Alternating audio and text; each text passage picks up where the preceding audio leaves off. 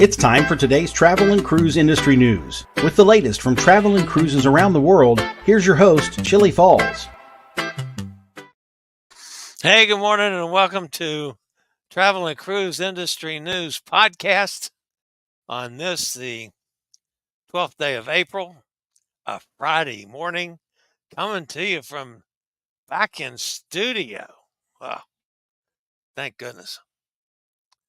Glad to be back home finally. This turned out from what was going to be such a nice week. It turned out to be, wow, a disaster. So I've got a couple of things I'll comment about that in a second. We do have a couple stories to cover today. The main story is Spain deports passengers over visas. This is a considerable follow-up to what I thought was a nothing piece when it first came out. I thought it was just a little clerical error. Well, it turned out to be a lot more than that. Marella cancels their entire season, not surprising. The Spirit of Mongolia. That I found a little surprising. Updates to the San Juan port. And a boxer to join the Queen Anne Inaugural. And lots more live here at 11 o'clock, back on the normal scheduled time for today. All right, today, folks, is National Grilled Cheese Sandwich Day. Go have to fix a grilled cheese sandwich for lunch. That's something that I can do. I will say good morning to Mike and Gretchen and Joanne. And there's Gary Older and Dirt. Yes, Gary, I'm back home before the Alaska cruise. Just, in case you were worried. All right, guys, if you're listening via the podcast, you're always welcome here. You can access the podcast via my blog, which is accessadventure.net. I just posted a piece on Statue of Liberty in Ellis Island, which I haven't had a chance to promote yet, but posted it this morning. Been working on it a little bit. Or wherever you get your podcasts, all the big hitters, Amazon Music, Apple Podcast, Podchaser, Radio, any of them. Just search for travel and cruise industry news, and up pops the old fat guy. Listening via the podcast and want to jump over to the video feed so you can take a look at clips or interviews or pictures that we're using on that day's show, there's always a link in the description so you can do just that. All right, so the trip to Gretchen was crossed with disaster, none of her doings, of course. I was so looking forward to doing something totally out of the ordinary for me and totally purely for my enjoyment. And then it got screwed up. And those of you that may have missed it, I hit a pothole in West Virginia, and I'm talking about a pothole from hell. It was right near Sissonville. Pocatalico and Sissonville was just north of Charleston, somewhere in that little stretch. But when I'm talking about a pothole, folks, I'm talking about maybe 18 inches wide. Now, I was in the right-hand lane because somebody was passing me. I was following a car, which is why the car had my sight pothole blocked until it had passed over it. And then I see the pothole and the guy's passing me on the left. I couldn't do anything to swerve to miss it. So, but I'm talking 18 inches wide.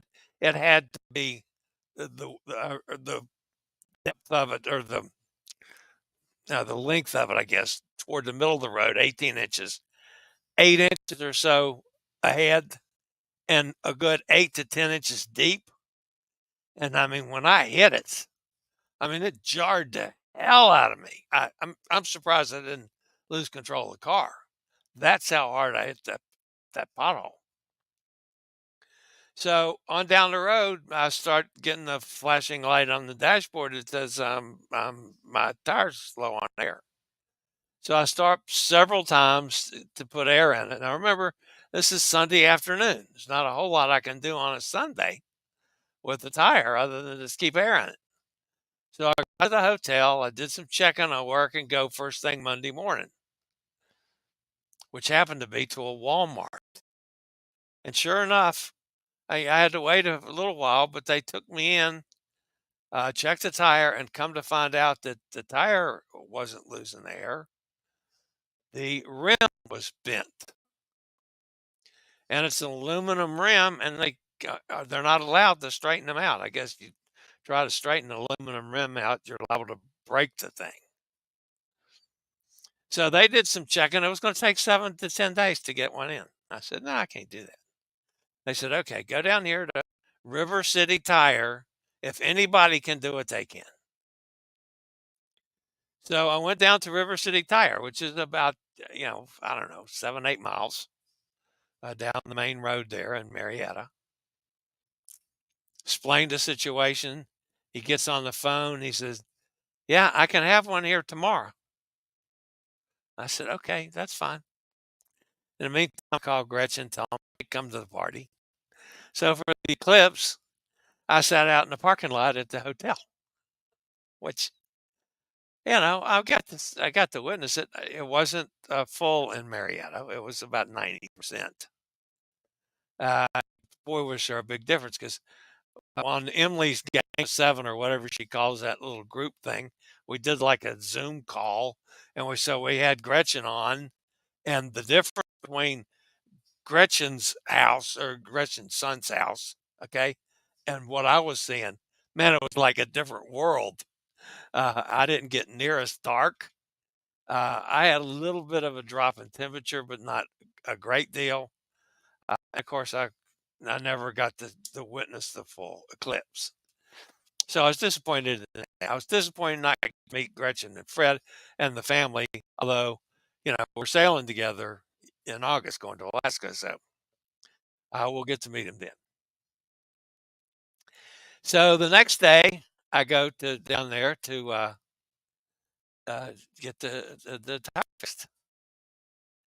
And I get there, and it's not come, and it's not come. And finally, he calls and tells me, well, that was the warehouse. FedEx never picked up yesterday. So it's not going to get here till tomorrow. I said, okay, that's fine. So I go back and, we do the hotel could take me for another night in the same room. So that was okay. Next morning, I did the show early. I waited till checkout time. I checked out of the hotel. Now remember, I got a spare tire, one of those phony spare tires. I can only run it for like 35 or 40 miles. Yeah, it's not like I could run up to Gretchen, on the spare. That wouldn't have mattered. I think it was 137 miles from my hotel to Gretchen's son's house, and 137 miles back. So that is 275 miles on a spare tire. Yeah, that ain't gonna happen. So anyway, so I go down to the tire place, and so when it didn't come on the FedEx truck, he gets back on the phone again, and the warehouse says, "Oh, when we got ready to ship that thing, we discovered it was the wrong wheel, so we farmed it out to the warehouse in Tennessee." I go, "What?" So I'm sitting there, and the guy at River City Tire, he was. I'm not fussing about them. They did everything they could do. I'm sitting right there. He calls the warehouse in Tennessee. He explains the situation. Says no matter what, that has to be here tomorrow. The guy says, I will absolutely guarantee you It will be there tomorrow morning. I said, okay. So I go back to the hotel. Now, this time, I don't have a room. So I said, is there any way I can rent another room for tonight? So she did some checking. She said, yeah, it's not going to be ready for about an hour. I said, that's okay. I don't care about that. Just as long as I got a place to sleep. She said, it's going to be a different room. And I don't care about that as long as it's a handicap accessible room, which it was. So I had then a room for Wednesday night.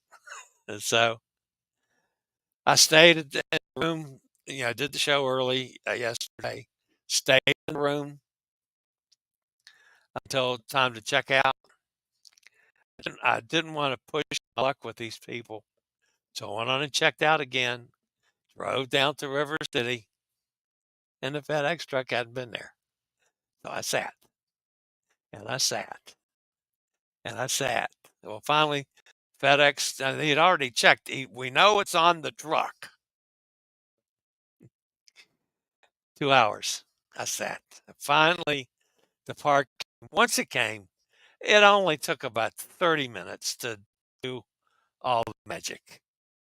And I was out of there by, I don't know, 1:30 or so. So I had to stop and fill up. I had to get a Diet Coke and get on the road. So let's say it was 1:45 or so by the time I hit the road. It's raining, and it rained, and it stormed. There were tornado warnings everywhere. And I kept getting, the alerts on my phone that there's a tornado warning here, and this county, the children have been let out of school, uh, all the way through West Virginia. It was unbelievable. And some of the storms, I mean, it will slow down to 35, 40 miles an hour kind of rain. So it was a terribly hard day of drive. I got home about 7:15. Considering everything, I made remarkably good time. Just in time for a tornado alert in Bedford County, and I'm ready to blow my brains out. So, but folks, when I got home last night, I was absolutely exhausted. I couldn't even think about. I didn't open the case and get my computer out, much less set it up and turn it on. I didn't get the charger out from my phone. I got my chair, and I didn't bring the bourbon in from still out in the car. I had a good bit of the lovely Vogue left. I just sat there like comatose and finally fell asleep. But yeah, I was tired. All right, so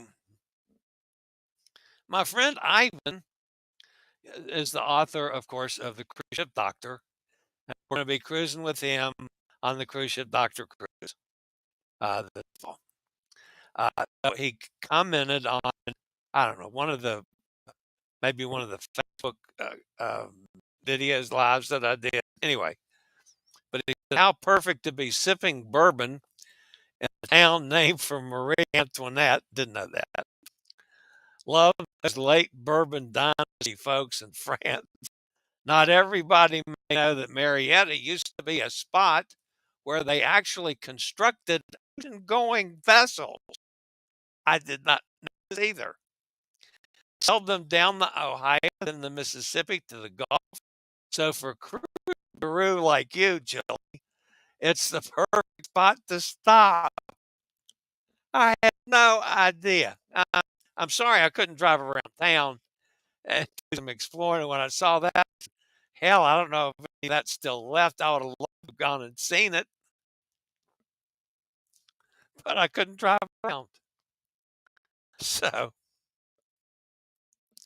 said it may sound unlikely, but apparently the virgin forest near the first town in Ohio, Marietta, I didn't know the first town in Ohio, were splendid and great for building big boats For anybody interested, many more David McCullough's Pioneers. Wonderful book if you're interested in how Ohio got started.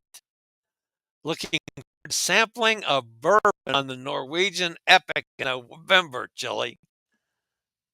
By the way, if you head up to Steubenville, it's right up the river. That's his hometown. You can drive down Dean Boulevard. So there's some history about Marietta that I didn't know any of it.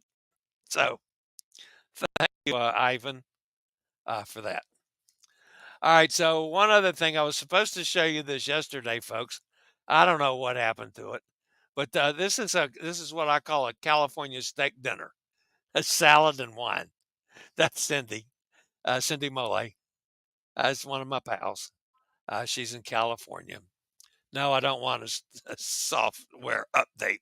People go away. So, and then what do we have here? Oh yeah, so we got from Bethany. This was when she was sailing away from Alicante.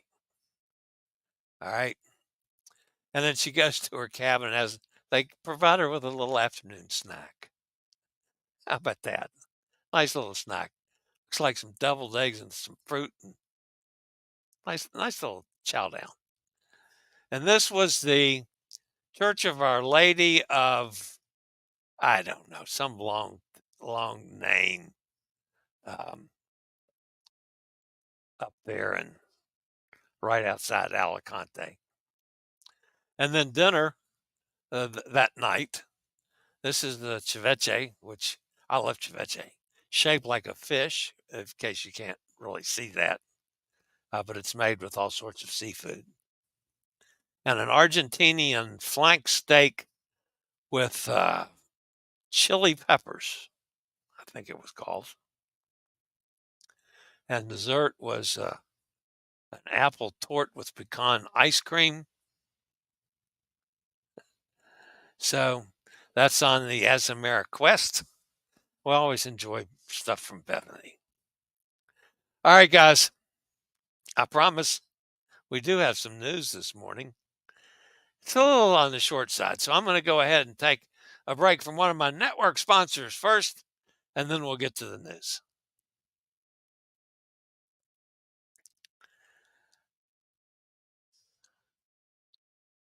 All right, the top story, folks. And this one, boy, was this an eye-opener for me. Not at all like I expected it to be from when I had it on the show earlier in the week.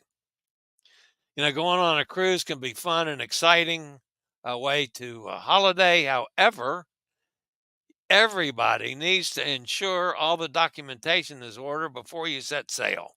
It's something that a group of 69 guests on board the MSC Armonia thought they did or failed to do when they boarded the cruise ship for their 16-night grand voyage cruise on March the 17th. Upon arrival in Barcelona, the third European stop, by the way, on the trip, they went to Tenerife and to Malaga. 69 Bolivian guests aboard the Armonia were barred from leaving the ship. Spanish officials identified their Schengen visas as counterfeit. Now, the Spanish government has decided that 65 guests will be deported from Spain and flown back to Bolivia. Well, I didn't even know they were able to get off the boat. From the first story that was out, only a family of 3 siblings and the underage daughter of one of the siblings will be allowed to stay in Spain as they have family connections in the country. MSC Armonia sailed from Barcelona a day later than scheduled, while the 69 Bolivians were accommodated on board another MSC cruise ship. So they wouldn't let them go ashore, but they let them go to another ship. Now remember, they were allowed to 2 other Spanish ports before this happened. That's why I thought this was going to be a whole, a fluff thing. that this wasn't going to be that serious, or it was going to be some kind of an oversight, because two Spanish sports let these people, in the country as normal. Due to the decision from the Spanish government to deport the passengers, MSC Cruises will be paying for the flight, which will depart. Actually, it departed yesterday. While unfortunate for the guests on board, the issue remains an expensive mistake by the cruise line, which could have been prevented. MSC Cruises has stated that the documentation provided by the Bolivian passengers appeared legitimate upon boarding in Brazil. The cruise line has been collaborating with Spanish authorities to address the situation, which has raised concern over possible visa fraud, prompting investigations by Spain's national police into the matter. This in itself raises serious concerns about the security procedures in place on board the Armonia. Though the International Ship and Port Facility Security Code, each cruise line is required to implement a ship security plan that outlines the measures that need to be taken to keep the vessel, the crew, and its passengers safe. While the exact contents of this plan are confidential, one part that must be included is implementing a method to get to know with 100% certainty that all those on board have the proper documentation to sail. I've known that ever since I started sailing. And sometimes, they always check my passport. I've never been in a place that I had to have a visa in all my years of traveling. So I realize that's a little different. But I'm perfectly comfortable with all the places I've been in my sailing career of checking my passport and stuff. The failure to detect counterfeit visa indicates a lapse in verifying guest documentation before. That being said, expecting the staff responsible for guest check-ins on embarkation day to also verify visas in addition to processing 1,500 guests might be a bit unrealistic. If they're shown a visa that looks like other visas look, how I don't know. The entire situation is likely down to human error.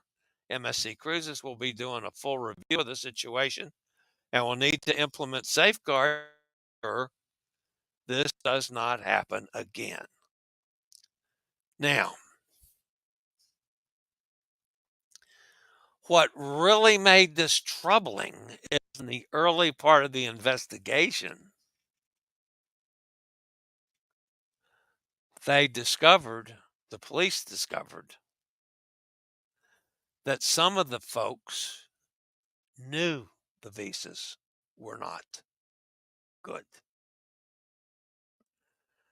That changed the whole ball game, folks.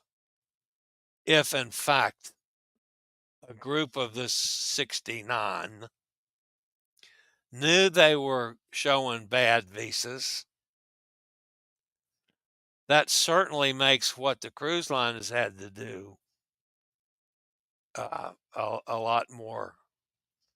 I don't want to blame them. I'm blaming the passengers, and I think the cruise line's biting the bullet here that maybe, just maybe, they didn't need to bite completely. Yeah, you had to get these people home. But still, if this was an actual fraudulent act by these folks, not some freaking mistake like everybody thought it was, including me. So anyway, they're on a plane back to Bolivia.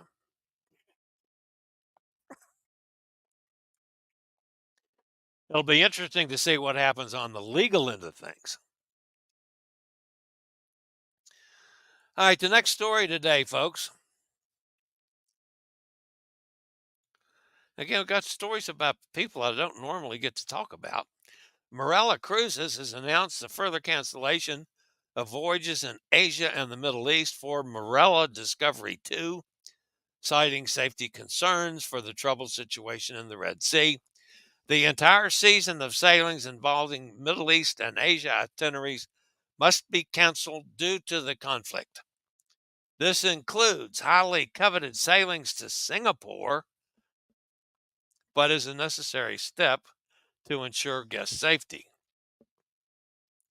The notification email from Marella said, "We've been monitoring the situation in the Red Sea and Gulf of Aden closely for over 6 months. Unfortunately, the ongoing conflict shows no signs of stabilizing and continues to make traveling to and from Asia by sea a risk."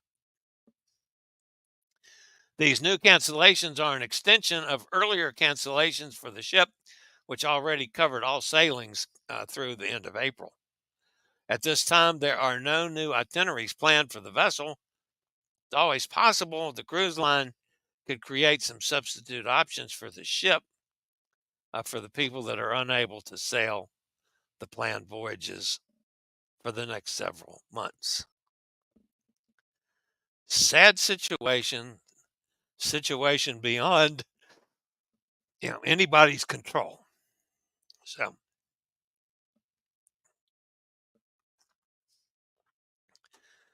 this is something Viking again. Don't talk about Viking very often. Viking has unveiled its latest adventure, The Spirit of Mongolia, a 5-night fully guided experience designed to enrich its new China voyages. Beginning in 2024, the new program is a first for Viking as it offers guests a chance to discover Mongolia's geographic diversity. Torstein Hagen, chairman of Viking, expressed his enthusiasm over Viking's new travel offering, stating, "We were proud to announce our new China ocean voyages recently, and we're now pleased to offer guests our first experiences in Mongolia. Guests are curious travelers who are interested in an experience that broaden their mind," he continued. "Mongolia is an extraordinary destination, making it a natural extension to our new China itineraries." Man, I'd like to do that. I'd like to do a China. I've never been. Um, Asia has been very minor in my lifetime.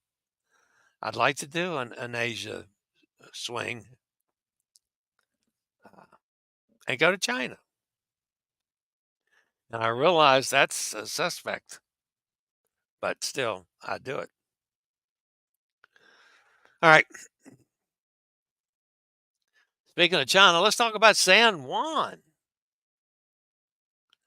I think everybody's been to San Juan, or most everybody that cruises regularly has been to San Juan.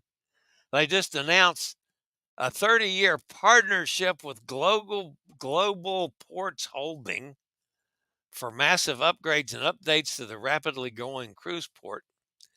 And they're going to be involved with these updates for several years. The goal of the $350 million investment renovation will be to position San Juan as a leading port, both for home porting as well as port of call operations in the Caribbean. Global Ports Holding will now invest $100 million in the initial phase of the project, which will focus on critical infrastructure repairs for Pier 4 and Pan American Piers 1 and 2. Upgrades to all terminal buildings and the passenger walkway are also anticipated to be part of the project's initial phase. Now, one thing that I was thinking about when I was writing this morning, folks, and it kind of ties into a story yesterday from Alaska. The port fees that you pay when you go to port, who gets them? And like in Alaska, I was kind of surprised that part of it goes here, part of it goes there, but CLIA has some say so in what Juneau how they spend the money. So you got this situation where uh, the holding company's coming in and spending all of they're basically financing it. And I'm sure there's some kind of deal they're taking over the port. So who gets the port charges? Does that go back to the holding company? I don't know. If you got the answer to that, I'd sure like to hear it. Does San Juan still get part of the money and the rest of it go to the investors? I don't know. I'd like to find that one out. All right, so now a boxer, sporting icon. I don't know about that. And former WBC heavyweight champion Frank Bruno will join Queen Anne's maiden British Isles voyage. He will be included in the Insight Speaker Program as part of the 14-night sailing, which leaves Southampton on May the 24th.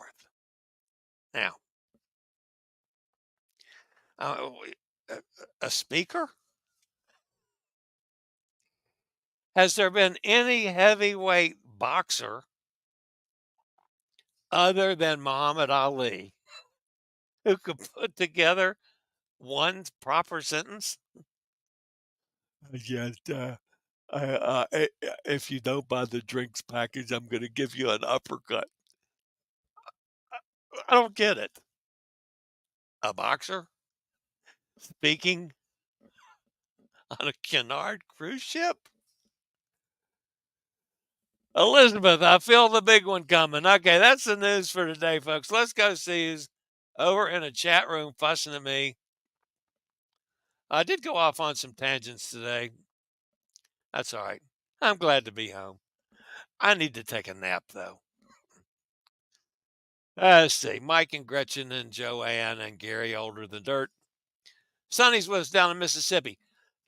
Sonny, excuse me. Sonny, I've been thinking about you with all that awful weather you've had the last couple days. I trust you were safe and sound through all of it. But yeah, I heard that, and the first thing I thought of was, uh-oh, that's in Sonny's neck of the woods.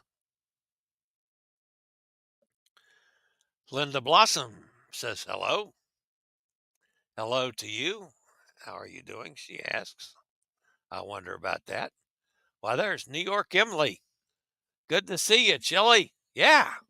By the way, Tina Turtle, that's Tina Turtle back there. Tina Turtle was glad to see me home. Max the dog said, just turn on the damn television, dude. So I had no respect. Oh no, I'm breaking up again. That has to be something in the weather. The audio is fine now. Thank you. Linda says, okay. The audio was breaking up here and there. Wow, I'm sorry about that, folks. I'm absolutely, although I didn't have any problems when I was running it through. Okay, tomorrow I will try the show running it through the hotspot on my phone rather than running it through StreamYard and see if that changes things. Sorry about the breaking up, folks. No, I'm not doing a show tomorrow. Well, I might do a show tomorrow because Hot Air Tom is totally confused on time changes. So today he's 2 hours ahead of us. Tomorrow he's going to be 3 hours ahead of us. So we might as well do something to confuse Hot Air Tom. I mean, I think that's only the right thing to do, don't you?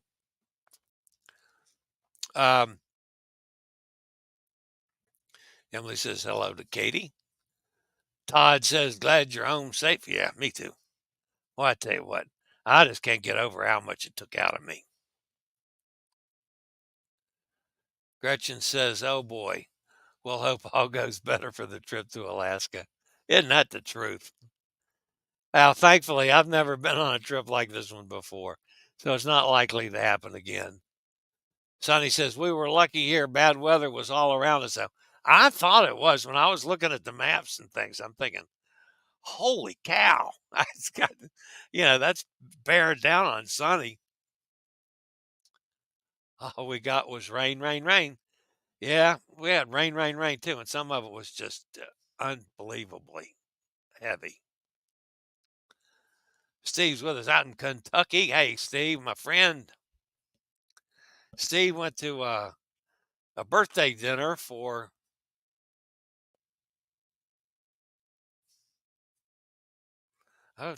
now I don't remember who the birthday was. I was going to use the pictures. That was one of the days, and I got sidetracked. Anyway, I had some pictures of Steve and his wife at of somebody in the family's birthday at one of the nice joints there in Louisville. So that went by the wayside. Sorry about that, Steve. Gretchen says at least no hail or tornadoes. I had a little hail, but it was really small. It wasn't bad. The rain was bad a lot of times, but the hail was just pingy little things for just a little bit. Is that why Tom is missing the time changes? Yeah, he's probably 2 hours. If he's 2 hours ahead of time, he and Cindy are having lunch right now, so he can't. There's no way he can keep his clock on and eat and find the show all at the same time. That's too much for hot air, Tom. Steve said it was his brother. Yeah, his brother's birthday. So, all right, guys, that's going to wrap up what's been just an unbelievable week. I'm supposed to go to Norfolk Monday. I don't know if I'm going to make it down there or not. I want to go. I like to go to see Norfolk, and I'd like to meet Jason and before they go on this trip. I got to recover a little more. I could not jump in the car today and drive to Norfolk. I just couldn't do it. So give me another day to recuperate and I'll see.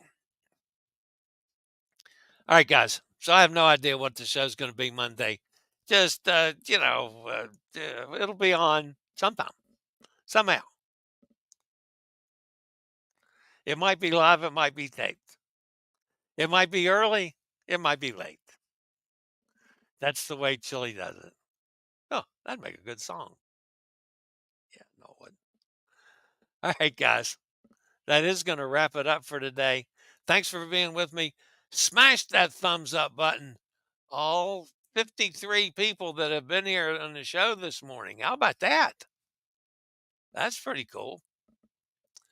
So jump in and smash that thumbs up button, and let me know. Oh yeah, hit the subscribe button. I'm getting old and senile. Yeah, punch that subscribe button. Yeah, because I want to get 10,000 people watching the show. That's it for today, folks. As always, stay safe, stay healthy. Think about cruising. Hopefully, one day soon, we'll all get together on the high seas, just like Gretchen and Fred and Gary and a bunch of us are doing as we go on here through the season. Y'all have a great day, everybody. I'll see you next time. I regularly post videos on all facets of the travel and cruise industry. So if you like to keep up with the latest in cruise ships, ports of call, cruises themselves, Chillie chats, and travel and cruise industry news, just hit the little subscribe button in the lower right-hand corner, hit the bell notification so you'll be notified when a new video is up or we go live.